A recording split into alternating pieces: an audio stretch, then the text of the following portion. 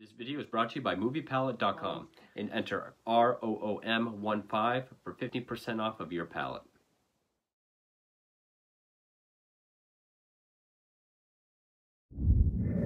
Hey horror fans, welcome back to 237, back with another review. As I continue my run through of films based on real life serial killers, and I am still feeling kind of under the weather, so please bear with me for that. But for this, we're going to go way back. The film's not that old, came out in 2007, but it tells the story of one of the first and earliest notorious American serial killers, and that is the film The Gray Man, based on Albert Fish. I shouldn't really say it's based on the life of Albert Fish. It's more so based on his most notorious crime and how they caught him. That's basically what it's about.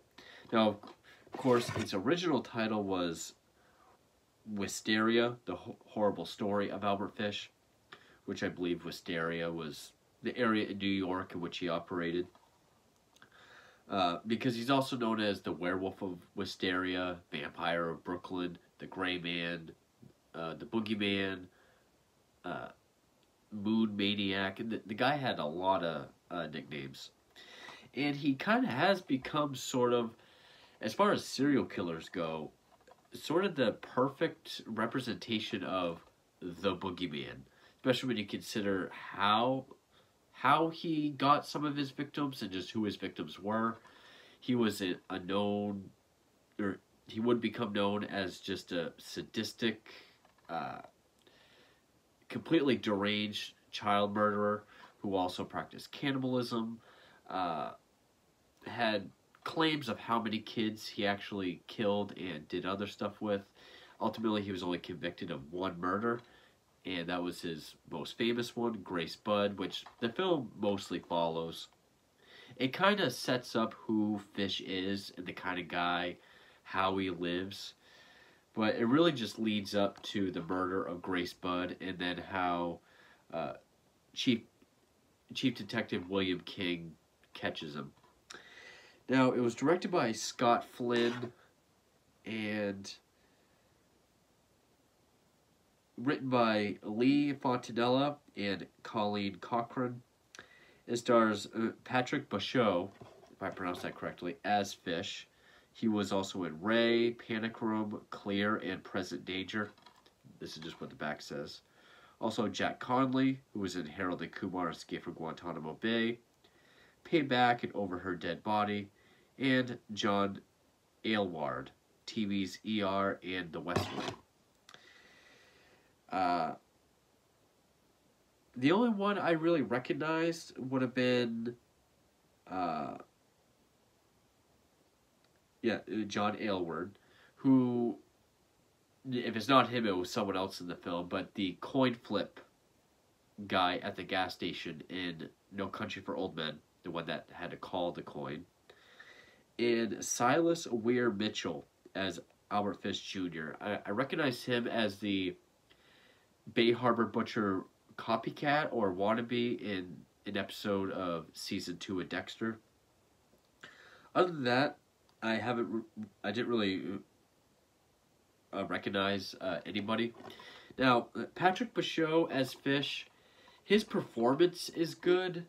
I mean, he plays the role well of being, very grandfatherly and charming in that aspect, being very good with kids when he has to, which is why he was trusted, but also being really creepy when he needs to. I mean, there's a line when he first goes to the Bud's house, and they talk about having lunch, and I think it's the older brother, Edward, says, "Boy, I'm starving," or maybe it was her father, says, "Boy, I'm starving," and Fish is just like, "Me too." And at that point, we already know kind of what he's all about, and people going into the film knowing Fish, it makes that line more creepy. He is able to walk the line of being a charming, grandfatherly old man, but also being a very creepy old man at the same time. It is fairly accurate as far as the events that it shows and how it's portrayed. of course, it does have its dramatizations and uh, embellishments and sort of mixing certain events or misplacing the time to make the film work more. That's always going to happen. But for the most part, it is pretty accurate. And even though it doesn't show, it doesn't come right out and show him murdering any of his child victims, but the way it's handled, it's still effective. It's still creepy. It's still effective. You know, this is a movie that shows that you can be horrific without actually showing anything. We really just see one victim, kind of the aftermath, and then the whole thing with Grace Budd is really, it's built up to the murder the way Fish would go on to describe it in the letter to her parents, which no one could really confirm or deny that that's what happened, but that's kind of what we've always known to happen, is his account of it, and that's how the film portrays it. Also, the cinematography was done by David Rudd, and the music by Justin Kane Burnett. Came out in 2007. I don't remember this coming out. This must have been something of a... It looks better than a direct-to-video film. It looks like a 2007 movie. It kind of looks like a 2007, maybe Lionsgate type film. But it definitely doesn't look or feel like a direct-to-video film from 2007. It's well made enough. It's well shot. The acting is kind of take it or leave it. I will say Fish, or Patrick Bauchau, who plays Fish, and I think it's Jack Connolly, who plays the chief detective, they do fine, but everyone else, it's kind of take it or leave it. Now, the material that I have on Fish, of course, everything that I've shown numerous times, numerous documentaries, again, about 24 encyclopedic books on serial killers. But the stuff I have specifically on Fish, well, first, actually, this is my girlfriend's book, but a book on cannibal killers, which, of course, he has a chapter in it. But I do have the book Deranged by Harold Schechter, which any book written by Harold Schechter, if it's about a single person, is going to be the definitive work on that killer. I mean, Harold Schechter is like the true crime guru. And yeah, it's similar to the cover, kind of part of the same series as like a deviant based on Gein, or depraved on Holmes, or Fiend. A lot of his titles are one word, but this is the one that I have on Fish. There is a documentary that came out around the same time. It looks like a upside down cross, I think, with his face in it, just called Albert Fish. I've wanted to get that for a while. I think it's out of print. But there's also the book Albert Fish in His Own Words, which is just like a confessional book that I would love to get. I do remember around this time reading that I think there was supposed to be a film starring Tobin Bell as Fish. Now, I will say, Patrick Bauchau does a good job performance-wise, but he doesn't really look that much like Fish. Say maybe towards the end, like when he's really old, or in his prison outfit, maybe he does. But someone like Tobin Bell, I think, looks a lot more like Fish. I don't know if his performance would have been quite like this, but yeah, I just had a hard time seeing Fish in this actor.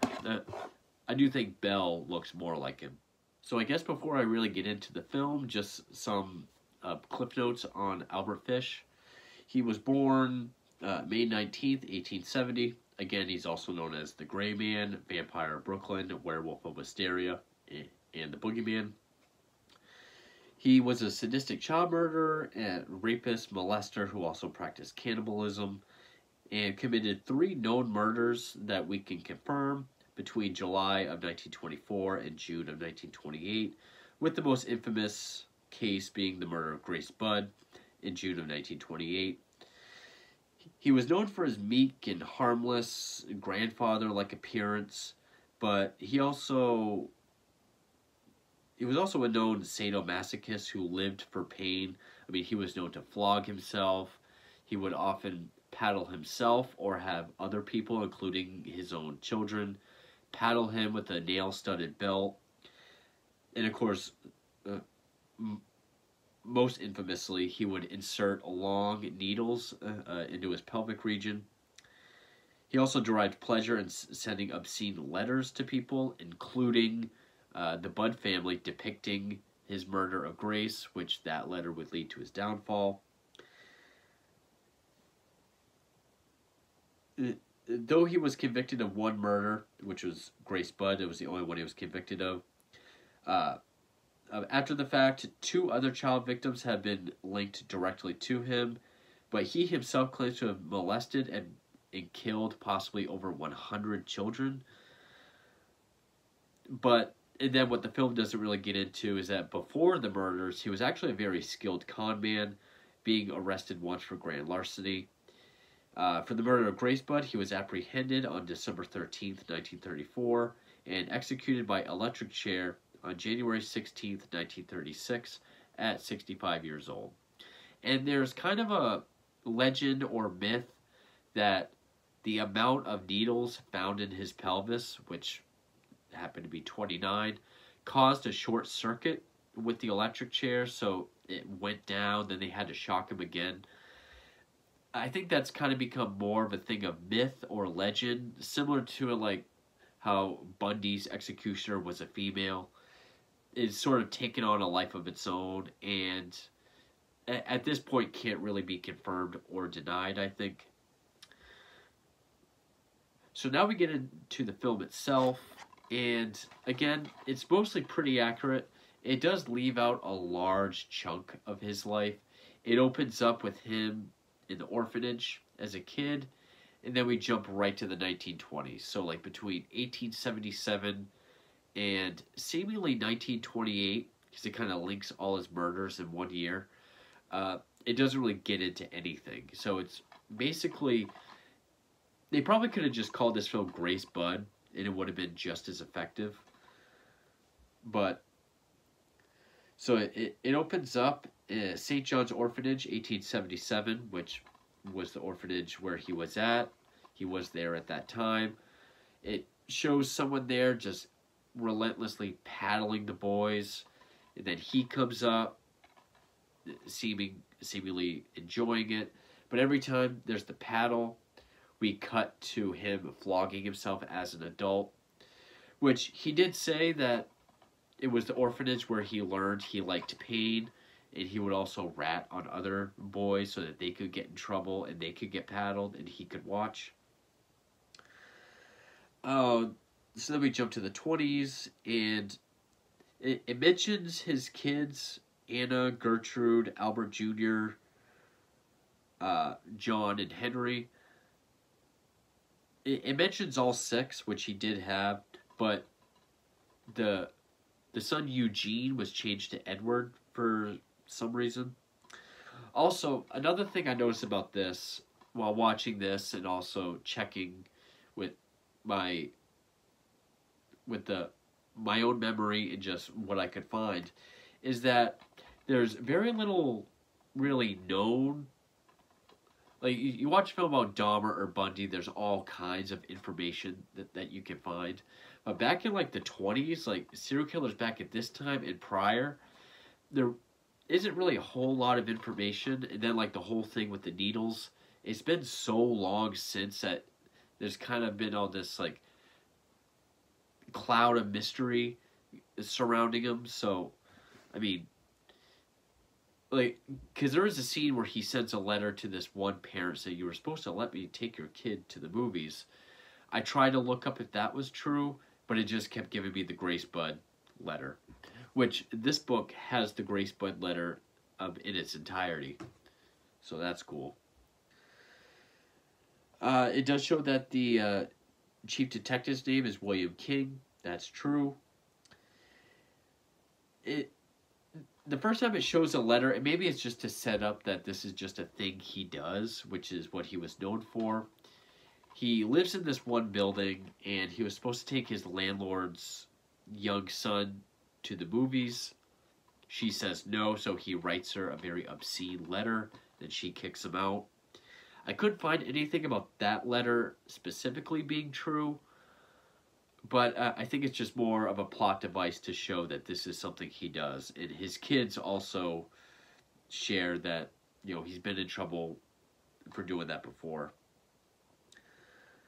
It does mention that his wife left him, leaving and took everything from him, leaving him with just the 6 kids, which was true. That did happen in 1917.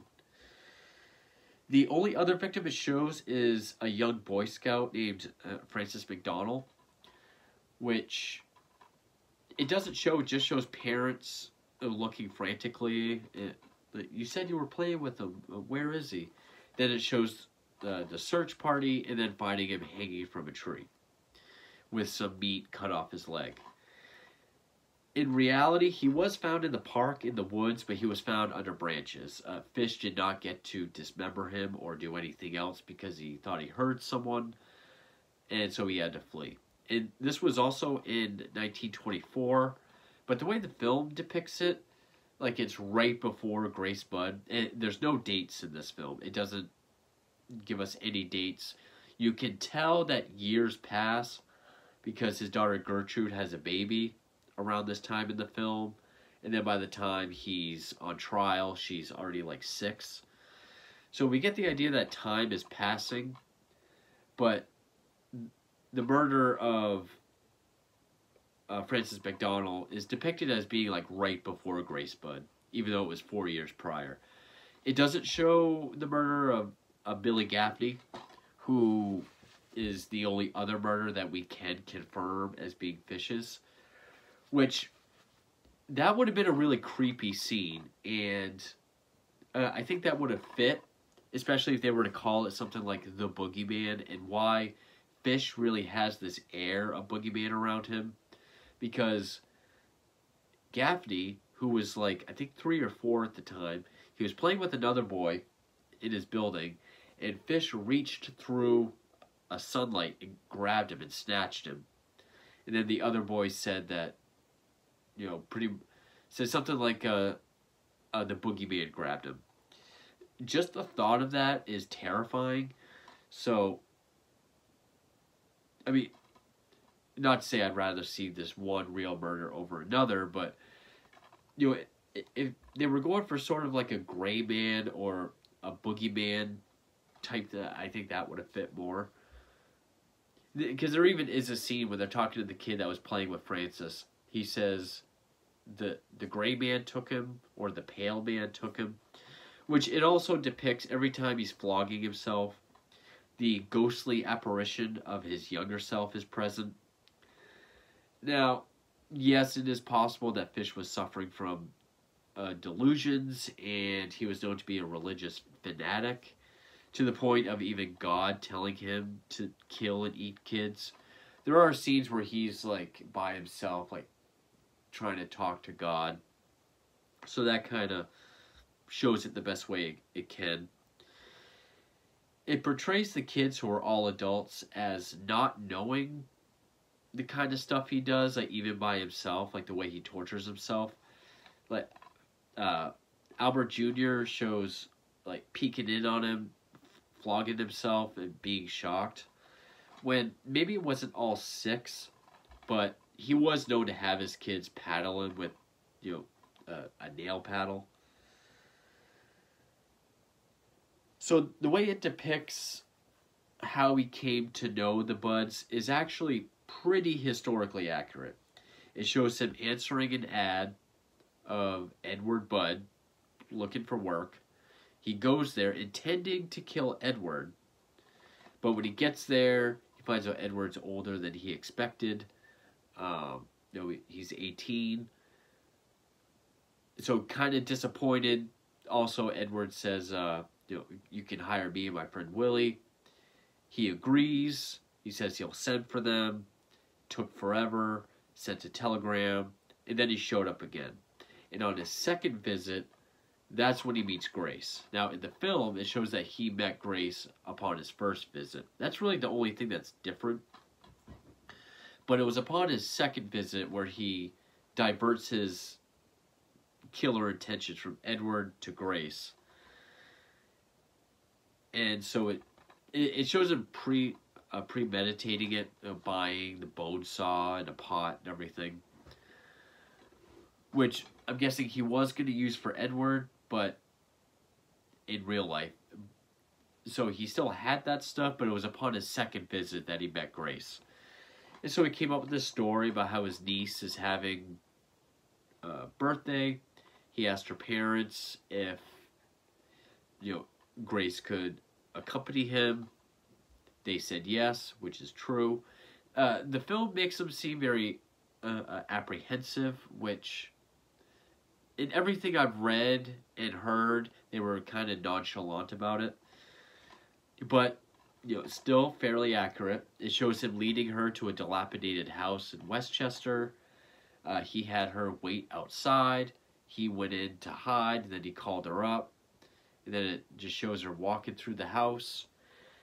I also have to give credit to the music. The music was a good build-up throughout this whole sequence. Then it just shows her going up the stairs, cameras behind her. She walks into a room, then the door slams behind her. Now that's all the way that Fish said it happened. Only difference being she walked into a bedroom and he, leapt out of a closet and then strangled her. It didn't show it, just with that music, and the atmosphere of the house, way out in the middle of nowhere, and just the idea of him leaping out, pretty terrifying. And also just the performance of him being this very nurturing, trusting person, which he was known to be, which is why he was able to get away with it.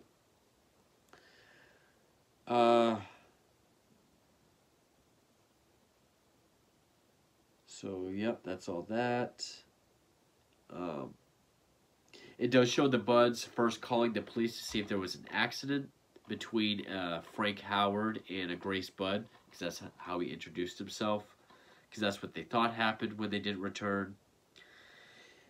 It does mention that 2 other people were suspects. The first guy, I can't remember his name, that was used in the film. I think it only happened once, but in the film, it shows it twice. There was this one guy, and then later on there was this 66-year-old Charles Pope, whose vindictive wife just said, oh, he's the one that killed that Grace Budd. And then Mrs. Budd, agreed to his picture. Yeah, that's him. That all really happened. I think that's the only case, but the film shows that it happened twice. It shows Fish being sent to a mental hospital, not related to the murders. That was true. He was arrested twice in 1930 and 31 for sending obscene letters. He was sent to a mental hospital for evaluation.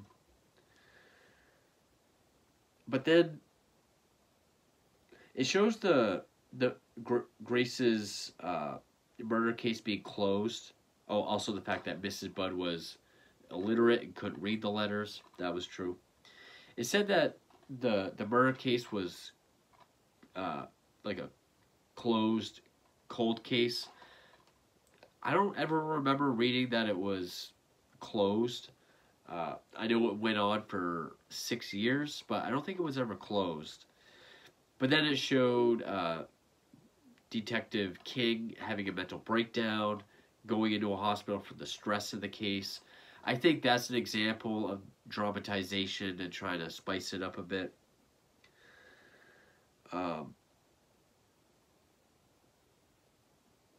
But then when Fish gets out of the hospital, it shows him sending the infamous Grace Budd letter to her family, which it's read to us through voiceover, and the portions that are read are almost verbatim to the stuff he sent about how, I came to you on Sunday, Grace sat on my lap. She even kissed me.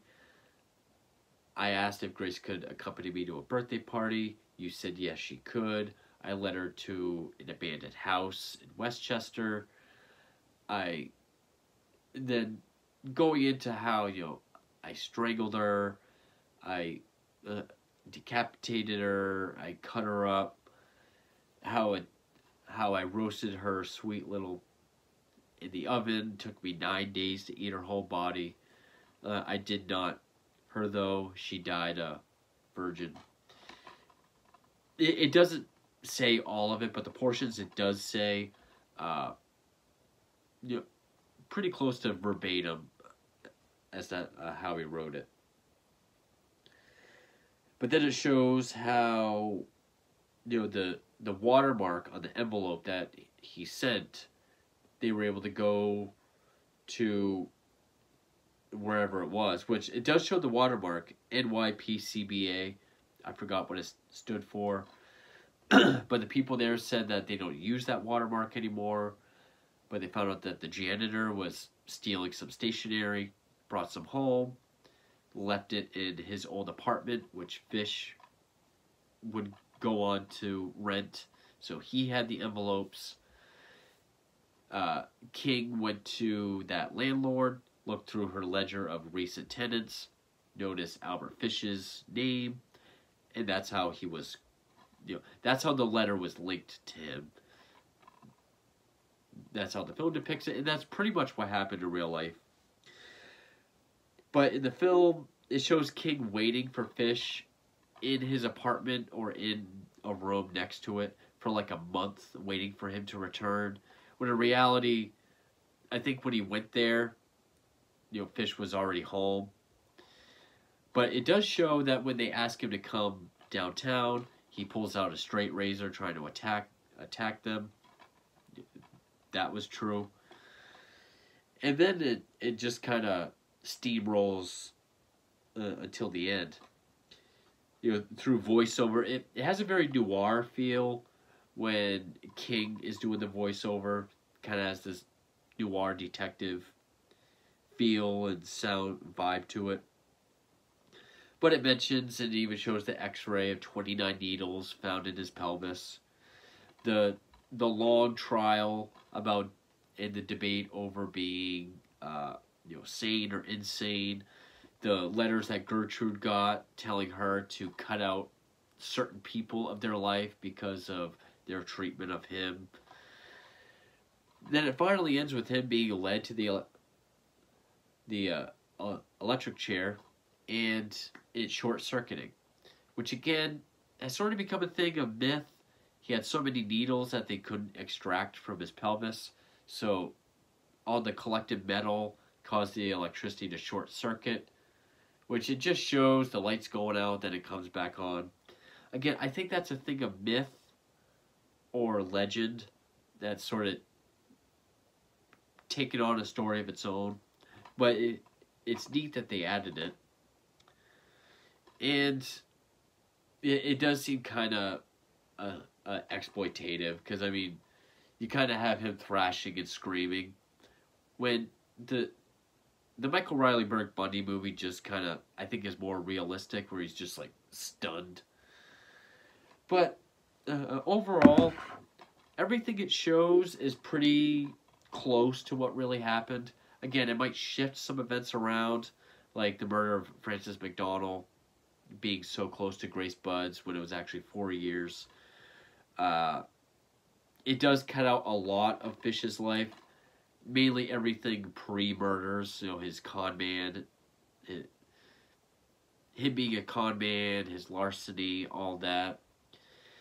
It really does feel more like just a Grace Budd case movie. Like, again, they probably could have just called it Grace Budd, and it would have been the exact same, because it is leading up to him meeting and leading her to her murder.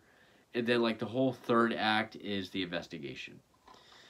So it's not really about the life of Albert Fish, but then again, when you're talking about the serial killer Albert Fish, there's really only 3 known victims, so there's not really a whole lot to get into. But The Murder of Grace Budd is the biggest, and that was enough to make at least half a movie of. I do kind of wonder what that Tobin Bell movie would have been like. And again, for a direct-to-video movie, it's well shot. It's not all around well acted. The score is very well done. It's either very suspenseful or it has this interesting sound that fits. It did do a good job with making it a period piece. All the cars look 1920s. The clothes, the wardrobe, hair and wardrobe, the architecture and sets all looks, period appropriate. So it's a fairly well-made movie. I actually was surprised. I was kind of expecting just another lackluster, not very accurate at all, mostly fictionalized account. But I was surprised. I mean, not one of the best serial killer movies I've seen, but as far as accuracy goes, it's not bad at all. And just as a movie, it actually is pretty good. I will say that the performance of Fish is good, or Patrick Bauchot's performance is good. Had he looked a little bit more like Fish, maybe it would have been a little bit more effective or convincing. But his performance was strong enough to work. He just didn't really look like Fish. So that's the one film I have based on Albert Fish. Again, I don't think there's too many others that are really based on him. There's really just documentaries, which I would love to get. But I have plenty more serial killer films to get to, so stay tuned for those, and thank you for watching.